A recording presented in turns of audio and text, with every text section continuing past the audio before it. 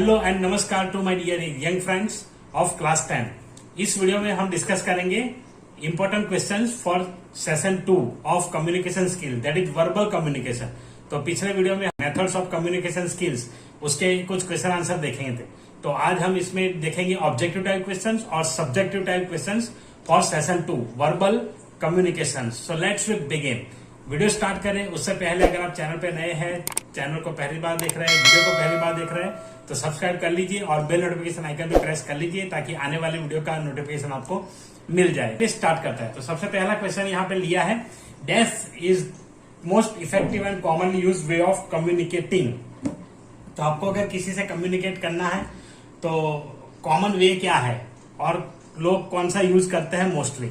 तो यहाँ पे आएगा स्पीकिंग, कि हमें जब भी बातचीत करनी है तो सबसे पहला मेथड क्या होता है, स्पीकिंग होता है। अगर आप बोल नहीं पाते तो लिख के बताएंगे, या तो समझ नहीं पाते तो लिख के बताएंगे, बट सबसे पहला होता है स्पीकिंग और मोस्ट कॉमनली यही यूज होता है हर जगह। Next, verbal communication helps in building rapport, have a better connect, short time communication where evidence not required. तो all of this is the correct answer, ताकि ये सारी चीजें हम इससे कर सकते हैं। वर्बल कम्युनिकेशन इसमें हेल्प कर सकता है हमें, कि जहां कम्युनिकेशन में आपको रिकॉर्ड्स की जरूरत नहीं है, कुछ फाइल में सेव नहीं करना है, तो उस जगह पे हम ये काम कर सकते हैं, डायरेक्ट वर्बल कम्युनिकेशन से काम चला सकते हैं। क्वेश्चन 3, द फॉर्मल और informal communication takes place between two individuals and one to one conversation is known as dash. तो वन टू वन कन्वर्जेशन होता है जहां पे आमने सामने बातचीत होती है, तो उसे हम कहेंगे इंटरपर्सनल कम्युनिकेशन। तो ये एक कम्युनिकेशन का टाइप है, वर्बल कम्युनिकेशन का टाइप है। Next question, which of the following is an example of interpersonal communication, manager writing an appreciation letter to an employee. तो ये होगा आपका written communication. Second, two friends talking to each other over phone और video call. तो phone call और video call आप अगर एक दूसरे से बात कर रहे हैं तो ये इंटरपर्सनल कम्युनिकेशन होगा। तो ये आंसर सही है। बाकी नीचे वाला है बिजनेस मीटिंग, वो ग्रुप में आएगा, और पब्लिक स्पीच जो है वो है public communication. Next, which of the following communication is the best option when an individual needs to keep a track of records?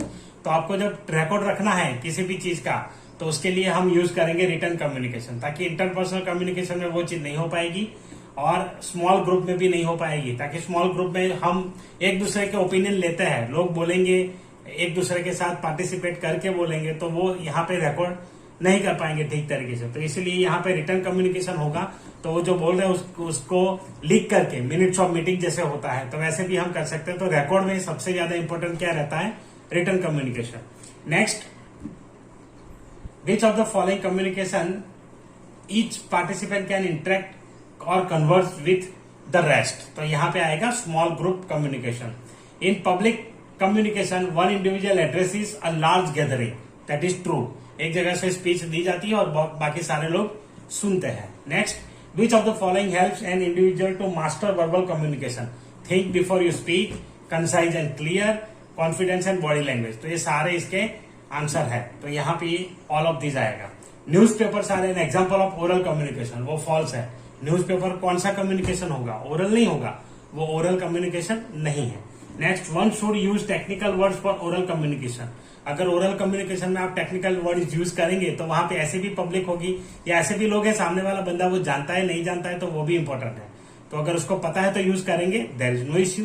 But ऐसे कोई व्यक्ति है जिनको पता ही नहीं है टेक्निकल वर्ड के बारे में और आप यूज करेंगे तो वहां पे दिक्कत आएगी। तो इसीलिए यहाँ पे फॉल्स आएगा, ताकि सभी जगह पे अप्लाई नहीं होता। चलिए अब देखते हैं सब्जेक्टिव टाइप क्वेश्चन। सबसे पहला, what is communication, verbal communication. Verbal communication includes spoken words, sound and speech. Speaking is the one of the most effective and commonly used ways of communication. It will help to build rapport and have a better connection. Language is the most important tool of verbal communication. Master linguistic skills are essential for effective verbal communication. तो आपको क्या चाहिए, ये सारी चीजें लिखी है। It is a two-way process that includes listening and speaking. Verbal communication सिर्फ एक टाइप का नहीं होता, अब हमें दोनों चीजें यूज करनी पड़ती है। एक होता है स्पीकिंग और दूसरा है लिसनिंग। ताकि आप अगर सुनेंगे नहीं तो रिस्पॉन्स कैसे देंगे, तो रिस्पॉन्स जो देना है तो वो रिस्पॉन्स यहाँ पे इंपॉर्टेंट होता है। तो वो रिस्पॉन्स देने के बाद, बट जनरली क्या होता है कि मैंने एक बुक में पढ़ा है कि ज्यादातर हम क्यों सुनते हैं बात, काफी इंपॉर्टेंट चीज है। हम बात सुनते हैं सिर्फ रिप्लाई देने के लिए, समझने के लिए बहुत ही कम सुनते हैं। हम ये है कि सामने वाला बोलेगा तो बोलना खत्म करे, वैसे मैं उसको रिप्लाई दे दूं, तो कम्युनिकेशन में हमारा ये स्टेप रहता है। तो इसीलिए बहुत सारे कम्युनिकेशन विफल हो जाते हैं। विफल होने का रीजन यही है, क्यों? ताकि हम बहुत सारी चीजें क्यों सुनते हैं, तो सिर्फ रिप्लाई करने के लिए, हम समझने के लिए नहीं सुनते। अगर समझने के लिए जिस दिन सुनना शुरू कर दिया, उस दिन आपको कोई दिक्कत नहीं आएगी और सारे काम आपके अच्छे से हो जाएंगे। हालांकि हम लोग भी ऐसा ही करते हैं, जब कोई सामने वाला बंदा बोलता है, बोलने के बाद तुरंत ही उस बात का रिप्लाई कैसे दे, वो सोच करके रिप्लाई देते हैं। बाकी उसने जो बोला है उसके अंदर जाने की, उसके अंदर समझने की कोशिश हम भी नहीं करते, कोई भी नहीं करता ऑलमोस्ट। और जिस दिन हम शुरुआत करेंगे तो लाइफ कुछ और होगी। तो ये है। Next, it can be done by using telephones, loud speakers, sorry यहाँ पे प्रेस हो गया, okay, loud speakers, tape recorders और face to face interaction like presentations at business meetings, classroom lecture जो हम करते हैं यहाँ पीडीएफ ओपन करके, and commencement speeches at graduation ceremony. तो ये सारे इसके एग्जांपल्स हैं वर्बल कम्युनिकेशन के। Next, enlist the type of verbal communication with example, यहाँ फॉर नहीं होना चाहिए, विथ एग्जांपल होना चाहिए। Okay, so with example, interpersonal communication जो हम डिस्कस कर चुके हैं ऊपर। उसके बाद है रिटन कम्युनिकेशन, तो जहां पे लिख के नोटिस या लेटर या तो सर्क्यूलर कहे पोस्टर में कुछ लिख करके जो बताया जाता है, वो सारे रिटन कम्युनिकेशन के पार्ट है। बाकी यहाँ लिखा है, आप पढ़ सकते हैं। उसके बाद स्मॉल ग्रुप कम्युनिकेशन, जहां पे एक पर्टिकुलर ग्रुप के लोग होते हैं और उनके सामने जो कम्युनिकेशन होता है सबको मिला करके मिली जुली बोलते हैं ना, तो मिली जुली बात हम यहाँ पे करते हैं ग्रुप कम्युनिकेशन में, वो आएगा।